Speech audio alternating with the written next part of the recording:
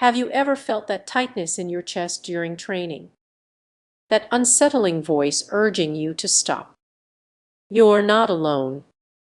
Many people overlook these critical signals, believing that relentless confidence will carry them through. But here's the alarming truth: your drive for self-improvement could be sabotaging you. Beneath the surface, a silent crisis may be brewing, and you might not recognize it until it's too late. Picture this: you're in the gym, surrounded by others who thrive on challenges. You put on a brave face, pushing through your next set, even as your body screams for relief. The weights feel heavier, your breath becomes labored, yet you persist. That confidence, while admirable, could be your downfall. Most don't realize that this determination can mask deeper issues. When was the last time you truly listened to your body? Believing that enduring pain is a sign of strength is a dangerous mindset. Now, think of a friend who always seems upbeat yet struggles behind that facade.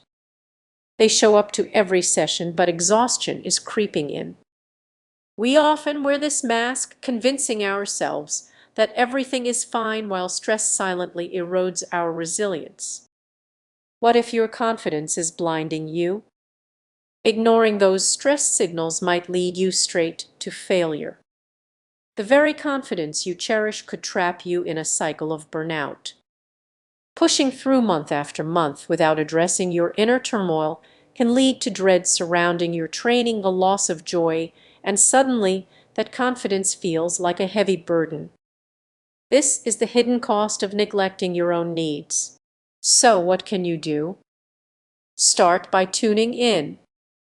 Instead of forcing yourself to continue, take a moment to pause and reflect on what your body is signaling.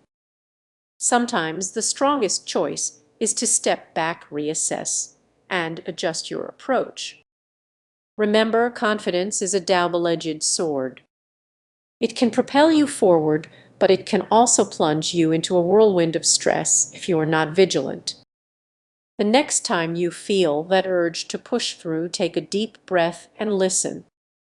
Your body might be warning you of the risks ahead.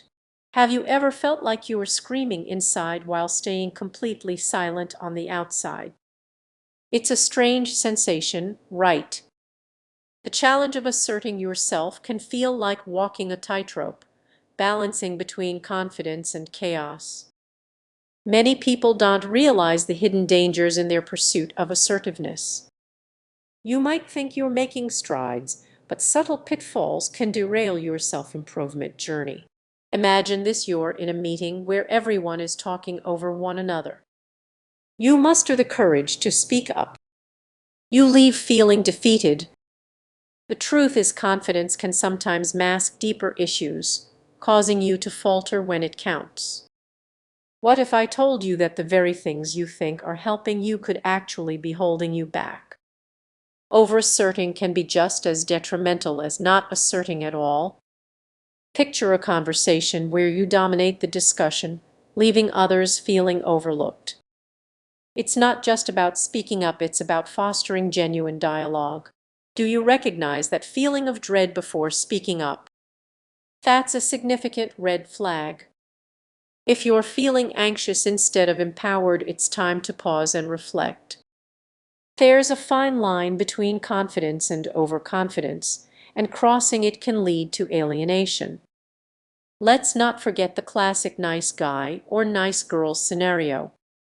You go out of your way to please others, believing that being agreeable will earn you approval. But what happens when your own needs get sidelined? You end up feeling resentful, questioning why your voice doesn't carry the weight you hoped it would. Now let's raise the stakes. Imagine finally finding the courage to assert yourself in a crucial moment, only to face resistance or worse, mockery. It's a painful reminder that not everyone will appreciate your newfound boldness, and that can be incredibly disheartening. So what's the solution? It's not about throwing caution to the wind. It's about striking a balance, asserting yourself while valuing others' perspectives. It's about being aware of your triggers and understanding the dynamics in each interaction.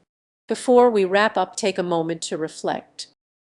Are you genuinely asserting yourself or just playing a role? The journey to confidence isn't always straightforward. It's filled with twists and turns that can lead to unexpected outcomes. If you find yourself struggling, remember it's perfectly okay to seek help. Sharing your silent struggle with someone who understands can be the first step toward true empowerment. So take that first step and you might just discover a version of yourself you never knew existed. What if I told you that your confidence might actually be holding you back? It sounds surprising, right? Many people struggle quietly with asserting themselves, and it's not always about a lack of confidence. We often think being assertive means just speaking up or being bold. But what if it's deeper than that? Let's explore a challenge you might not even realize you're facing. Imagine this: you're in a meeting, and your idea gets dismissed. Frustration washes over you, but you push it down. You want to assert yourself, yet something holds you back. That's the silent struggle I'm talking about, recognizing what stops you from being heard. Now let's uncover a hidden cause. Many believe confidence is all about being loud or assertive. But have you considered that being overconfident can lead to misunderstandings? Think about those times you may have steamrolled over others' opinions, thinking you were being assertive. It's a delicate balance. Here's another layer to this issue. People often think assertiveness training will solve everything. But this training frequently overlooks the importance of emotional intelligence. Imagine learning to express your thoughts but forgetting to tune into the feelings in the room. The result: people shut down and your message gets lost. It gets even more complex. You might find yourself needing to be assertive, yet fear lurks beneath the surface. That fear can turn into defensiveness, and suddenly you're not just asserting yourself, you're pushing others away. Have you ever felt that tension building during a conversation? Let's not overlook a common mistake. The belief that being assertive means always standing your ground can backfire. What if, instead of fighting for your point, you focused on creating a dialogue? Imagine how different that meeting would feel if you approached it with curiosity rather than just confidence. So, what's the answer? It begins with understanding that assertiveness isn't a one-size-fits-all solution. It's about finding the right balance between expressing your truth and listening to others. Are you